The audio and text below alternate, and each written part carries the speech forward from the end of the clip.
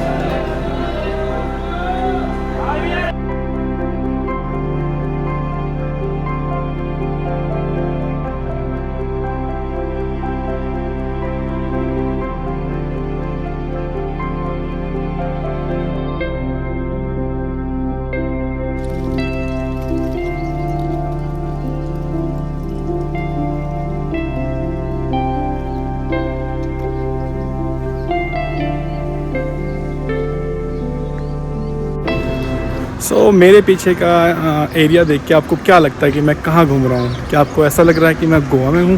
क्या आपको ऐसा लग रहा है कि मैं केरल में हूँ? इनमें से दोनों जगह मैं कहीं भी नहीं हूँ, मैं हूँ माउंट आबू में। So welcome to today's vlog और आज मैं हूँ माउंट आबू में।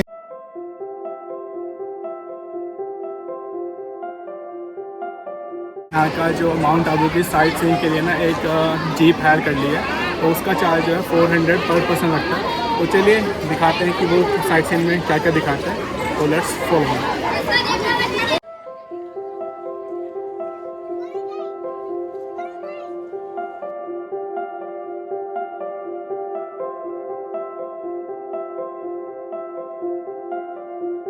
है नक्की झील का व्यू कुछ इस तरह से दिखता है और ये झील भी आर्टिफिशियल झील ही है, जैसे कि हमने उदयपुर में भी देखी थी।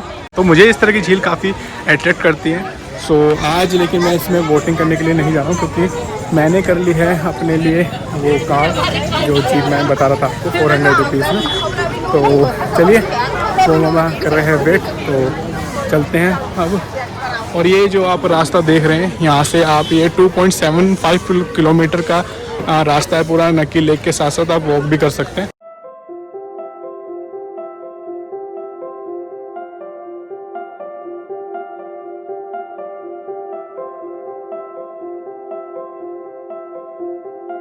मेरे पीछे जो आप ये वाइट कलर की बिल्डिंग देख रहे हैं, ये है ओम शांति भवन, जिसे यूनिवर्सल पीस हॉल के नाम से भी जाना।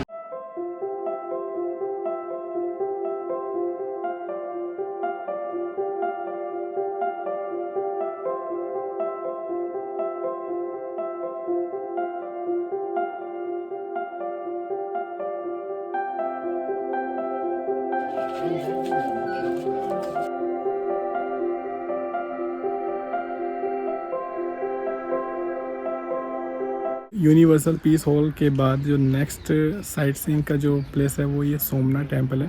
तो मंदिर तो देखो उस साइड में, और उसके साइड में ये पूरा तालाब है, सरोवर है, और इसके अंदर वो जो मैंने अभी आपको मछलियाँ दिखाई थी ना, तो वो मछलियाँ आपको यहाँ पे देखने के लिए मिलती हैं। तो मेक श्योर जब भी आप आएँ तो मछलियों को आटा ज़रूर डालें।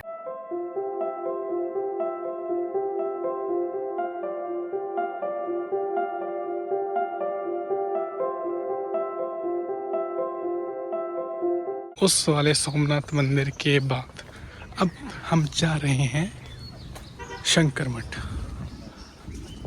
और ये देखो, ये है गैलरी और सामने बिल्कुल ये देखो, ये है शिवलिंग। और ऐसा बताया जाता है कि यहाँ पे 18 टन का शिवलिंग है।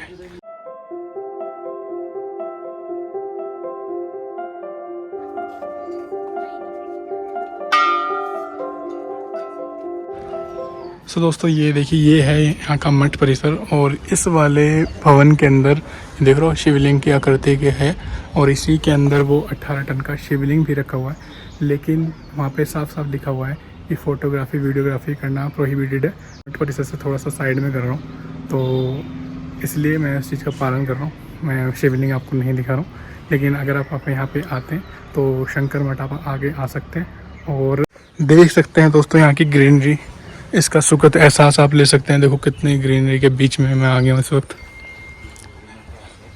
ये देखिए कितना अच्छा है ना, मतलब आसपास की सराउंडिंग्स इतनी प्यारी है ना कि आपका मन हो जाएगा। माउंट आबू मतलब सच में मेरा आना तो बढ़ता।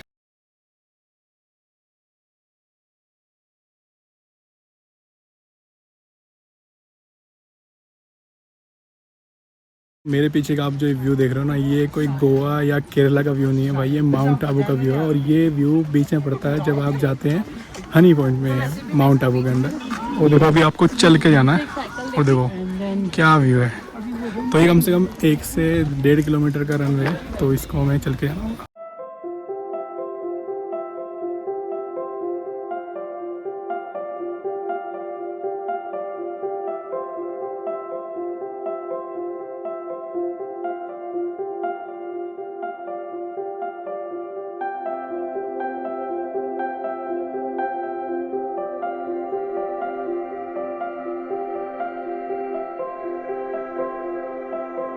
तो मेरे पीछे देखो सनसेट कितना बढ़िया हो रहा है। सो इसी व्यू के पैसे यहाँ पे देखो, एक सनसेट पॉइंट सामने है और एक उस साइड है, और देख रहे हो वहाँ पे वो खड़े हैं लोग।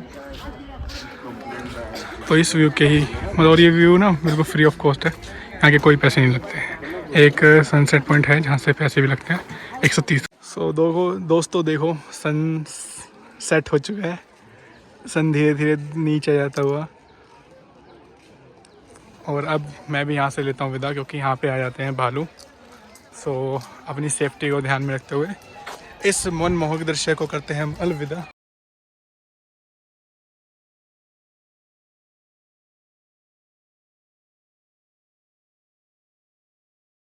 तो ये है यहाँ का नाइट व्यू गांधी वाटिका का, जो कि नक्की लेक के जस्ट साइड में वाटिका है। तो अब दिन में भी मैं यहाँ पे आया था, और रात का आपको व्यू दिखा रहा हूँ। तो देखो कितनी सारी एक्टिविटीज़ हो रही है और कितना मन को मोहने वाला दृश्य। ओ भाई दोस्तों देखिए कितना मन को मोहने वाला दृश्य है माउंट आबू की मार्केट का। सोचो जब ये मार्केट हम मतलब विंटर सीज़न में या फिर रेनी सीज़न में इसको जब हम एक्सप्लोर करेंगे तो अलग ही मज़ा आएगा यार, सच में। कितना देखो कितनी बढ़िया मार्केट है यार। देखो यहाँ पे खिलौने मिल रहे हैं और ऊपर चढ़ाई है, एकदम स्लॉप सा बना हुआ है। ये जय भवानी वड़ा पाव, ये कुछ कपड़े मिल रहे हैं यहाँ पे, कुर्ते। टर्किश आइसक्रीम का काफ़ी चलन आ गया। ये देखो इस तरह से है नीचे का व्यू। सुबह से घूमने के बाद अब खाने का समय हो चुका है, और ये मैं आया हूँ एक गुजराती रेस्टोरेंट है, वहाँ से मैं आपको उसका नाम दिखाऊंगा। और ये देखो भाई, मैंने सिर्फ यहाँ पे दाल तड़का ये सब चीज़ें ऑर्डर करी हैं जो मैं अपना नॉर्थ इंडियन में खाता हूँ ना। लेकिन यहाँ पे देखो भाई इतने सारे अचार रख दिए, सारा सैलेड रख दिया, ठीक है। बट मेरी इतनी इच्छा नहीं है क्योंकि इतने से कुछ भी ले पाऊँ। और देखो गुजराती चीज़ें हैं काफ़ी सारी यहाँ पे मेन्यू में। और भाई छाछ। तो ये है वो रेस्टोरेंट श्री जोड़ियार, ये कुछ गुजराती में लिखा है ढाबा, ठीक है। बहुत ही बढ़िया, ज़रूर आओ। तो इस वक्त मैं खड़ा हूँ अम्बेडकर सर्कल पे, और मेरे पीछे जो आप ये रेस्टोरेंट देख रहे हैं ये एक और गुजराती रेस्टोरेंट है, अरबुदा रेस्टोरेंट है। और यहाँ पे भी आप सारा गुजराती, राजस्थानी, नॉर्थ इंडियन सारा खाना आप खा सकते हैं। तो शाम का समय था, डिनर अब खा लिया। वो जो मैंने अभी दिखा था इससे पहले वाला रेस्टोरेंट वो भी अच्छा था। और दोपहर में मैंने यहाँ पे गया था, तो दोनों भी बजट में तो ठीक था, कोई दिक्कत नहीं थी। 500-600 रुपये आपके एक बार के खाने के लगेंगे इसमें 2 बंदों के लिए। सो चलिए अब आज के दिन को यहीं पर ही एंड करते हैं, और अब कल सुबह मिलते हैं आपसे मॉर्निंग में। So this is Gaurav signing off for today.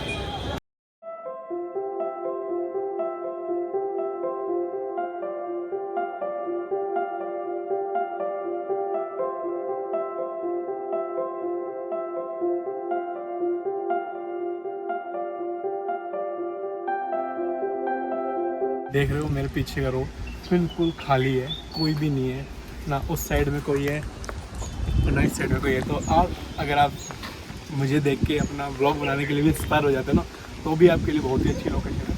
क्योंकि यहाँ पे आपका बोलने का जितना भी फियर है वो ख़त्म हो जाएगा, क्योंकि होगा क्या कि आप मतलब नॉर्मली मेरे साथ भी हो जाता है ये चीज़ें कि जब थोड़ी सी ज़्यादा पब्लिक हो जाती है ना तो स्टार्टिंग में थोड़ी सी प्रॉब्लम होती है, लेकिन जब थोड़ा सा मैं हो जाता है चलो अब तो बेशरम बनना ही पड़ेगा, अपना काम करना है, कोई वो थोड़ी ना कर रहे हैं, तो फिर उसके बाद मैं अपना शुरू हो जाता हूँ। तो लेकिन आप यहाँ पे आराम से ब्लॉगिंग भी कर सकते हैं। तो इस वक्त मैं माउंट आबू के अम्बेडकर सर्कल साइड में आप देख रहे हैं अरबुदा रेस्टोरेंट। तो आज के जो दिन की मैं शुरुआत करने वाला हूँ यहीं से करने वाला हूँ ब्रेकफास्ट के साथ। कल का जो लंच लेके गया था वो यहीं पर गया था, वो काफ़ी अच्छा था, स्वादिष्ट था। तो चलिए दोस्तों करते हैं, आज देखते हैं क्या क्या ऑप्शन थे यहाँ पे।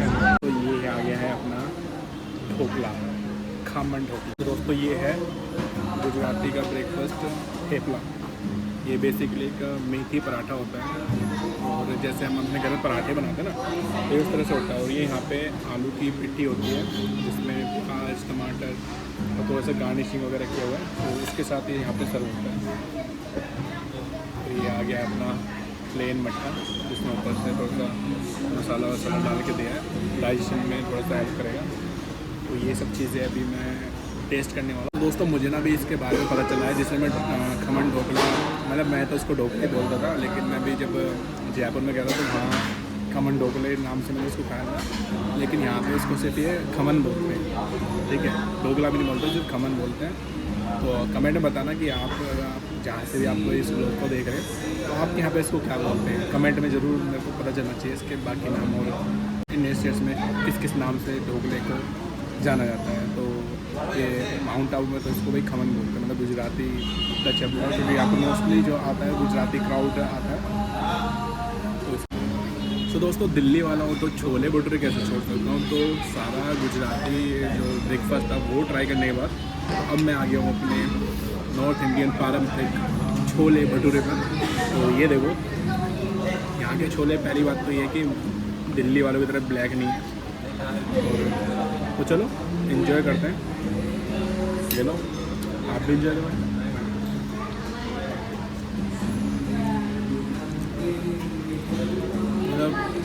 हमारे दिल्ली के मतलब जो दिल्ली के छोले भटूरे होते हैं उसमें ना जो बड़े छोले होते हैं उसमें मतलब हल्का सा ऑयल का फ्लेवर सा आता है, लेकिन यहाँ मुझे थोड़ा सा घी जैसा फ्लेवर आ रहा है।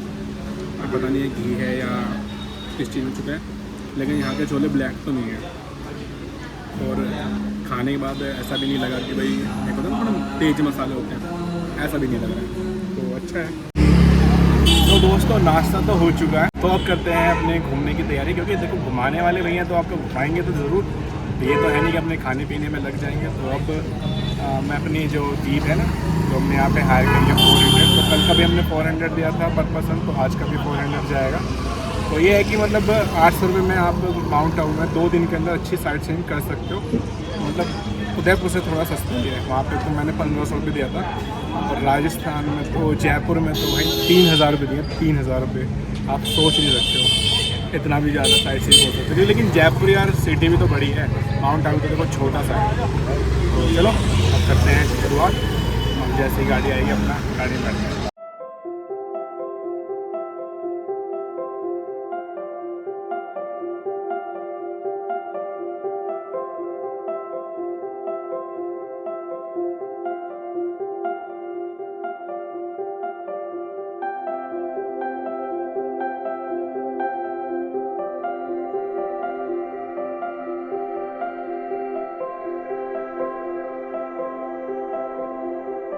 दोस्तों आज के दिन की जो साइट सीइंग की मेरी शुरुआत हो रही है वो हो रही है अरबुदा देवी टेंपल से। ये आप देखेंगे मेरे पीछे अरबुदा देवी का जाने का रास्ता है, तो हम जाएंगे अंदर की तरफ।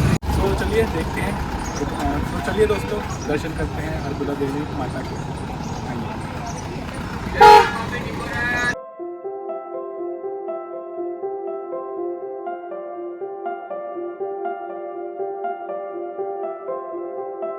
दोस्तों इस वक्त मैं खड़ा हुआ हूँ 5500 वर्ष पुराने अधर देवी के मंदिर में, जिसे अरबुदा देवी का मंदिर भी कहा जाता है।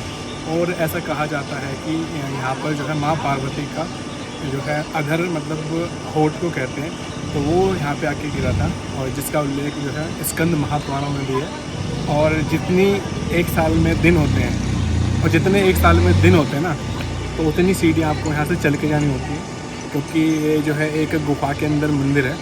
तो चलिए इस 52 शक्तिपीठों में से एक मंदिर की दर्शन के लिए अपनी यात्रा को शुरू करते हैं। और इस यात्रा को पूरा करने में सिर्फ हमें आधा घंटे का समय लगता है। तो चलिए शुरू करते हैं।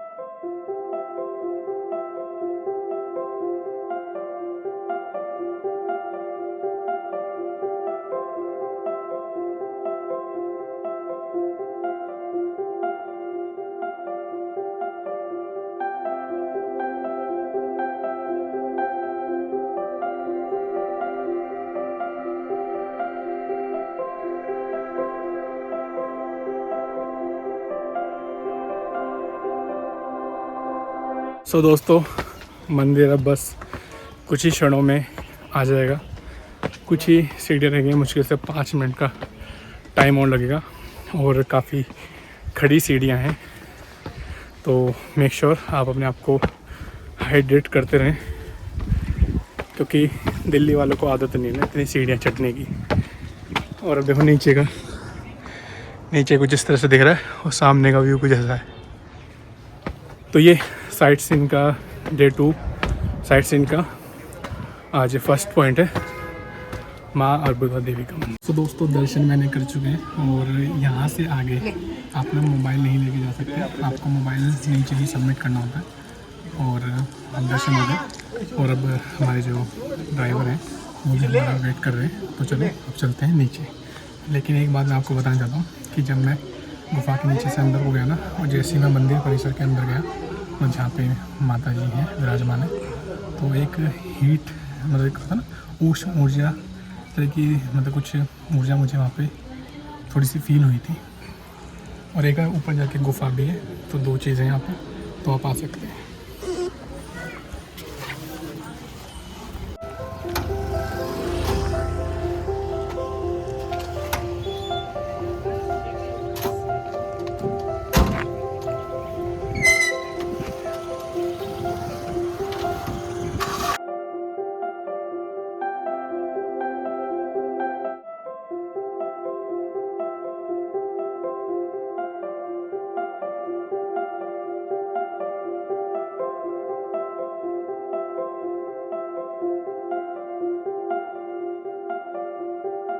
दोस्तों, गुरु शिखर से जैसे 1 या 1.25 किलोमीटर ही होगा मुश्किल से ये लोकेशन, जिसको बोलते हैं शूटिंग पॉइंट। और यहाँ से आपको माउंट आबू सिटी का क्या व्यू मिलता है देखो। आगे देख रहा हूँ, मैं थोड़ा सा नीचे आ गया हूँ वैसे पॉइंट तो ये देखो। तो चलो दोस्तों, अब मैं चलता हूँ नेक्स्ट पॉइंट की तरफ, जो कि है आचल। तो गुरु शिखर और उसके बाद जो शूटिंग पॉइंट था उसको एक्सप्लोर करने के बाद अब मैं आ गया हूँ अचलगढ़, जो कि एक गांव का नाम है। और मेरे पीछे आप जो देख रहे हैं थोड़ा सा मार्केट एरिया, और सामने की तरफ यहाँ पे महादेव जी का टेंपल है। तो उस वहाँ जाके मैं महादेव जी का दर्शन करूँगा। ये है श्री अचलेश्वर महादेव मंदिर, और यहाँ पर हमें अपने जूते वगैरह उतारने होंगे। तो ये देखिए, यहाँ पर है श्री नीलकंठ महादेव जी का मंदिर, कुछ इस तरह से है। तो दर्शन कर लेते हैं। और देखो, मंदिर का परिसर बहुत ही ज़्यादा पुराने ज़माने का बना हुआ, और इसका जीर्णोद्धार का कार्य अभी चल रहा है। ये देखो, देख सकते हैं आप। श्री कोटेश्वर जी का टेम्पल है।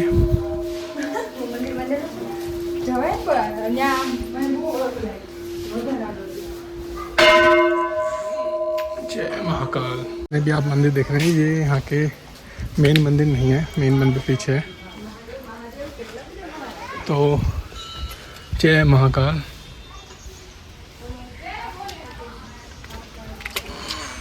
जय महादेव।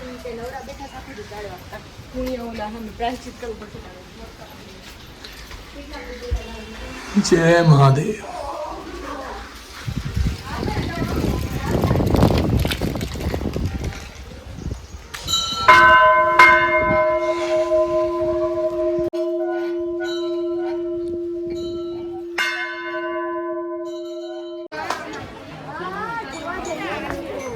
सो मैं मंदिर से दर्शन करके बाहर निकल चुका हूँ, और अब मैं जा रहा हूँ अपने नेक्स्ट साइट जो कि है दिलवाड़ा जैन मंदिर। सो दोस्तों, अब मैं आ गया हूँ दिलवाड़ा के जैन मंदिर में, और इसको मैं अभी तक बचपन से सुनता हूँ कि इसको दिलवाड़ा दिलवाड़ा बोलते हैं, लेकिन यहाँ मैं देख रहा हूँ इसको क्या बोलते हैं, देलवाड़ा। तो ये है देलवाड़ा मंदिर। और ये श्री शैन श्वेतांबर मंदिर, जैसे कि आपको पता होगा कि जैन जो है 2 मतों में है, एक श्वेतांबर और एक दिगंबर। तो ये श्वेतांबर मत के लिए समर्पित है। दोस्तों फाइनली मैंने दिलवाड़ा जैन मंदिर के दर्शन कर लिए। और एक बात बताना चाहता हूँ कि जो अपने देश की जो कलाकृतियाँ थी, पहले जो कला शैलियाँ चलती थी, उसका अद्भुत नज़ारा है, ज़रूर विज़िट करना चाहिए आपको। आज सेकंड डे था माउंट आबू में, तो हमने आज काफ़ी सारे पॉइंट्स विज़िट किए, जैसे कि अर्बुदा देवी का टेम्पल विज़िट किया, जो कि 52 शक्तिपीठों में से एक है। और उसके बाद हम गुरु शिखर भी गए, फिर हम शूटिंग रेंज भी गए। तो जो नॉर्मली मतलब माउंट आबू में जो है टूरिस्ट अट्रैक्शंस है, वो नॉर्मली हम 2 दिन में हमने कवर कर लिया है। तो आप भी आके मतलब चाह तो आप 1 दिन में भी कर सकते हैं, लेकिन उसमें आपका शेड्यूल थोड़ा सा हेक्टिक रहेगा। लेकिन 2 दिन में किया तो 4 कल किया, 4-5 आज किया, तो आज कंप्लीट हो गया है। तो अब थोड़ी सी भूख लग रही है, तो अब पेट पूजा करने का समय आ चुका है, क्योंकि काम की पूजा तो हमने कर ली है, कर्म पूजा हमने कर लिया है, और अब सारा शूट हो चुका है। और अब निकलेंगे यहाँ से दिल्ली के लिए। तो माउंट आबू का जो सफ़र था वो यहीं पर ही समाप्त होता है। तो चलिए अब हम जाते हैं खाना खाने के लिए। So this is Gaurav signing off today.